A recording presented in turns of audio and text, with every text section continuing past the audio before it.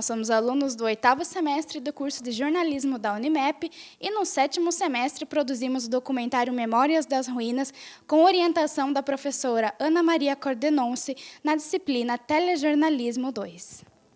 Agora a gente vai falar sobre o porquê da escolha desse tema, né? Acho que o Lucas pode falar, porque a ideia surgiu dele.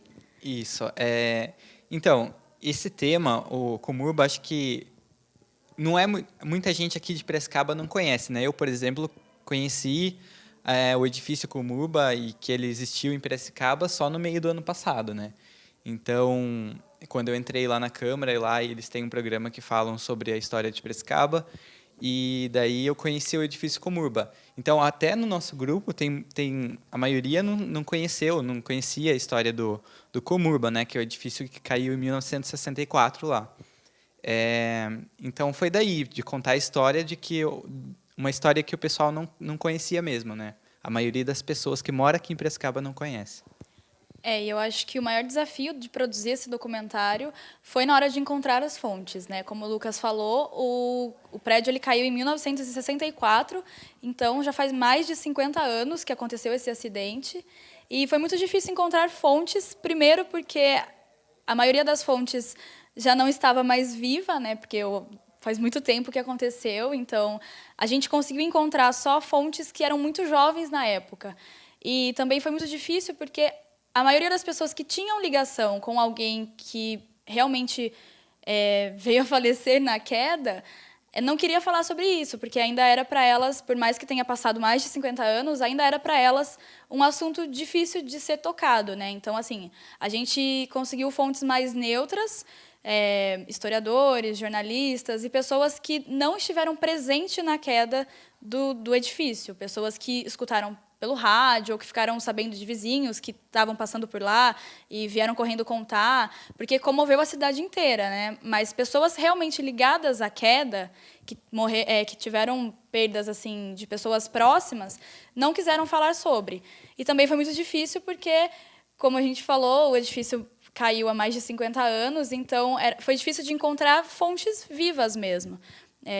Acho que esse foi o maior desafio que a gente encontrou. E como também ele foi um assunto que hoje não é tão conhecido, né? Você fala o edifício Comurba, procurar alguém que ainda lembre do que foi e como foi, é bem difícil, porque as pessoas também se mudam daqui, né? Então, sim, tem esse fato também. A gente até tinha várias indicações de fontes, de pessoas que... Alguém conhecia alguém que morava na rua, numa casinha lá na rua, né, que atualmente é o Poupa Tempo, onde ficava o Comurba. Mas aí a gente procurava, a pessoa não sabia o nome da pessoa que morava na casinha, não sabia telefone, não sabia se morava lá ainda. Então, era muito complicado, porque na época... era outra época, né? Mais de 50 anos, então era diferente. A gente teve que procurar no Facebook, até a Natália fez uma busca no Facebook, colocou lá Comurba para ver o que a gente achava. E aí a gente foi conseguindo encontrar uma fonte ou outra que tinha algum tipo de ligação. Era mais assim, eu conheço porque o meu tio morava lá perto, meu tio ficou sabendo. Então não era assim ninguém muito direto, né, com a queda do prédio.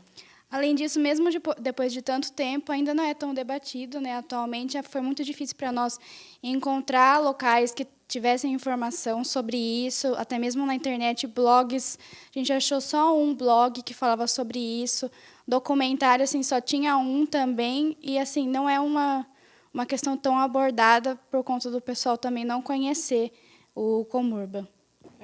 A gente teve dificuldade para achar até um pouco das fotos de colagens dos jornais da época, porque, por se tratar de algo que mais de 50 anos atrás, igual a Camila falou, era uma coisa que o acervo já estava muito antigo, e a gente teve que ralar um pouquinho para poder achar, tanto de jornais daqui, quanto de jornais de escala nacional, jornais de fora, para poder encontrar alguma coisa que tivesse noticiado isso na época.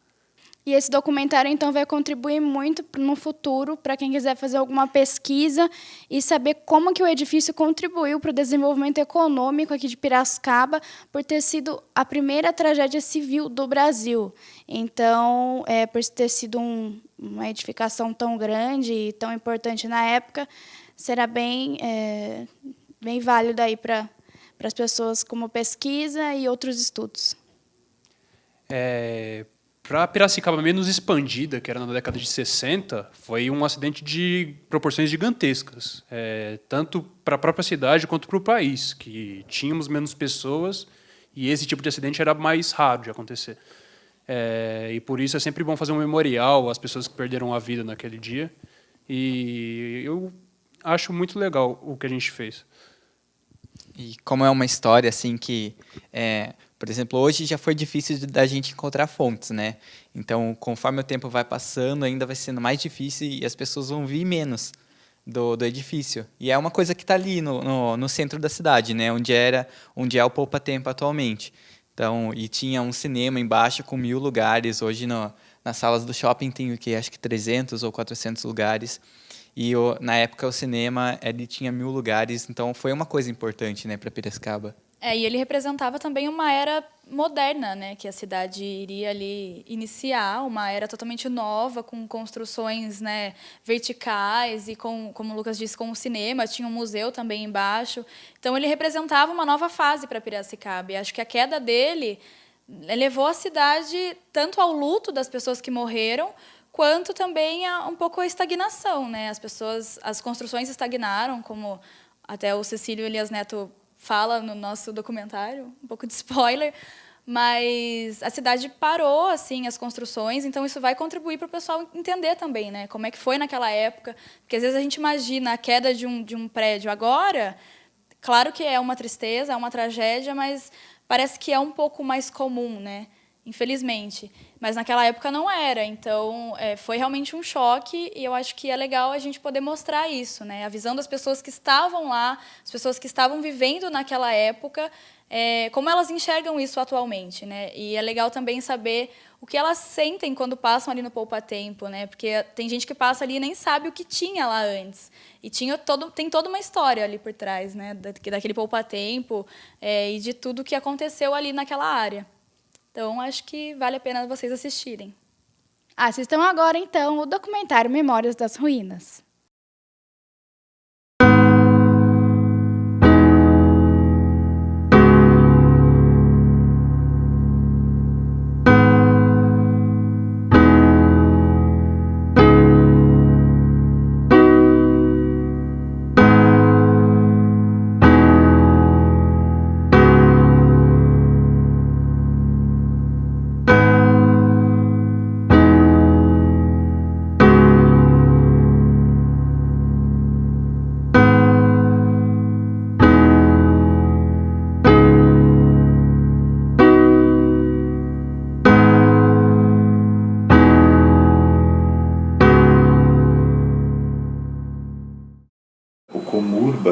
Ele começa a história dele com a edificação de um prédio que deveria ser um dos mais luxuosos e grandiosos do interior do estado de São Paulo, aqui na cidade de Piracicaba. Era para ter mais de 10 andares, a fachada dele tinha toda uma curvatura de engenharia que se assemelhava muito ao edifício Copan de São Paulo, e não tinha nenhum edifício com essa configuração no interior. E era para ser um empreendimento comercial e também residencial. E antes mesmo da inauguração dos seus mais de 10 andares, na parte inferior já funcionava algumas lojinhas e até um cinema.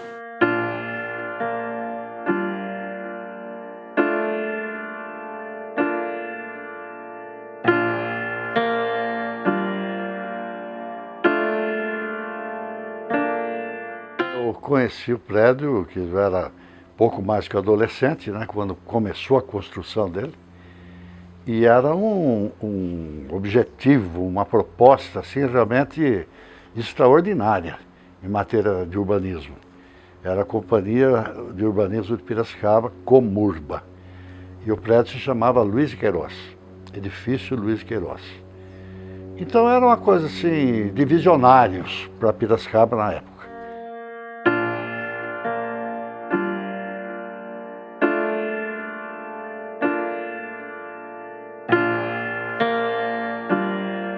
Eu tinha por volta dos 8 anos de idade e tinha um médico na cidade que chamava Dr. Samuel Neves.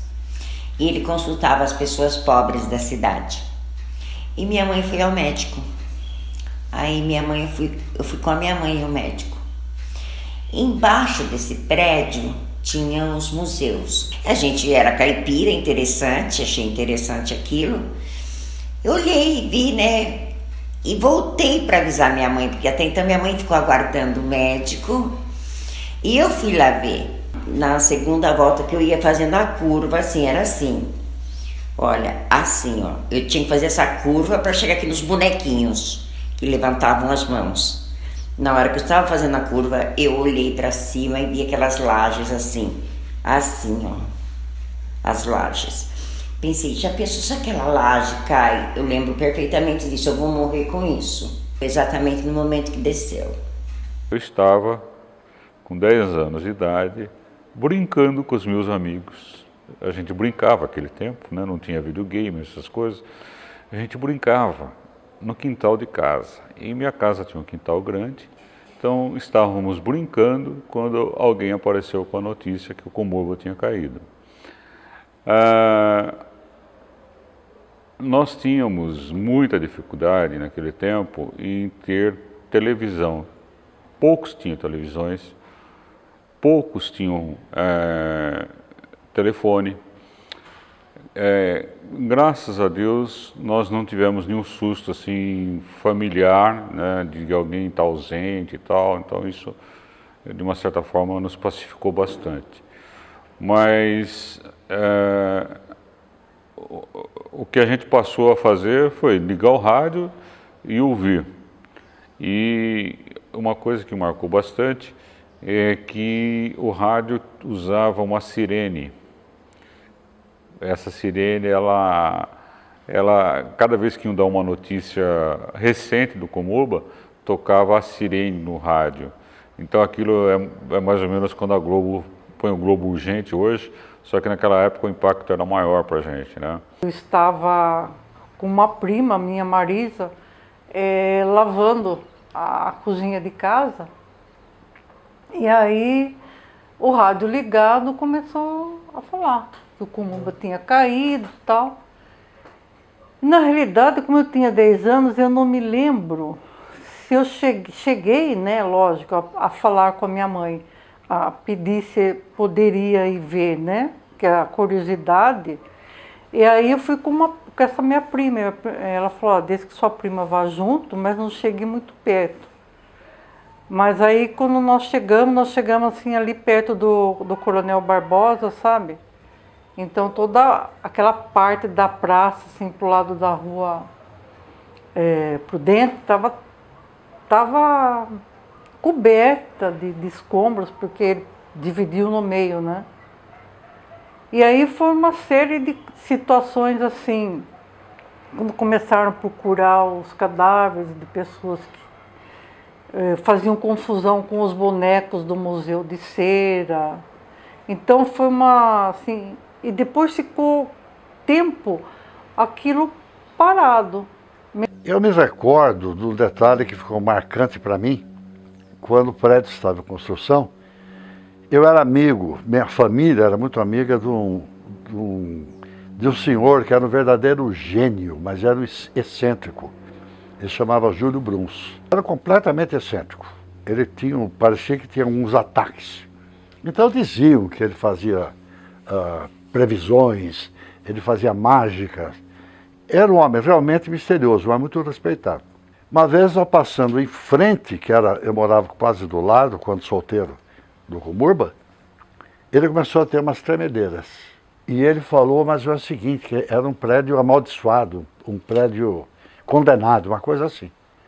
É um prédio que tem fantasmas. No dia que o prédio caiu, foi logo depois do almoço, eu estava em minha casa, um apartamento, uns 7, 8 quarteirões de lá.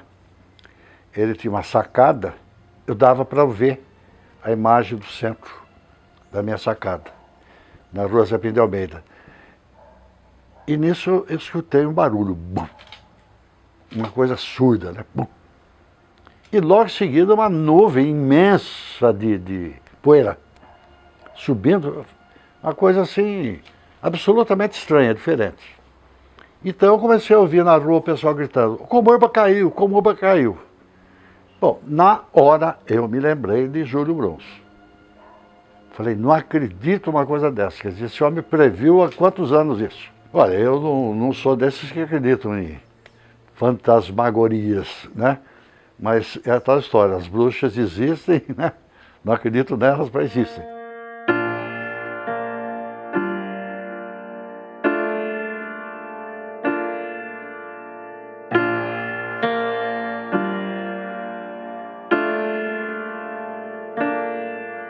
Com aquele pó todo, eles me viram eu balançando a mão, já foram me socorrer. Entendeu? Viram que era uma criança. Entendeu? Que eu era magrinha, muito magrinha, filadinha. Então, foram correndo lá naquele pó, porque a praça toda ficou empoeirada. Tem coisas que eu lembro bem, sabe? Eu lembro, foi rapidão, assim, não foi assim, aquela coisa demorou para me tirar. Foi assim, meio difícil de tirar, mas não demorou para tirar, entendeu? Porque eles faziam assim, se cavavam com as mãos e me tiraram. Há relatos que quando aconteceu a queda, que a nuvem de poeira cobriu a cidade e todo o estrondo da queda foi ouvido em diversos bairros, muita gente veio ver o que estava acontecendo. O resgate levou dias para ser finalizado e como tinha muitos mortos, o cheiro dos corpos já em estado de decomposição foi muito forte na região central. Caminhões-pipas passavam jogando água com cheiro para disfarçar um pouco isso. Também tudo isso está registrado nos jornais da época, que acompanhavam diariamente o acontecido. Então, do ponto de vista da tragédia, foi muito difícil para os moradores, para a cidade se recuperar, porque isso aconteceu na principal região da cidade e aquilo ficou na vista da população durante muito tempo. E do ponto de vista também comercial e de empreendimento, era um momento em que a cidade se verticalizava, né, de construção de prédios, de símbolos de modernidade para a época. Então isso abalou muito a cidade. Tanto que na década que transcorreu, novos empreendimentos deixaram de existir com o vigor que vinha acontecendo, para que aquilo saísse da memória da população, que ficou muito marcado.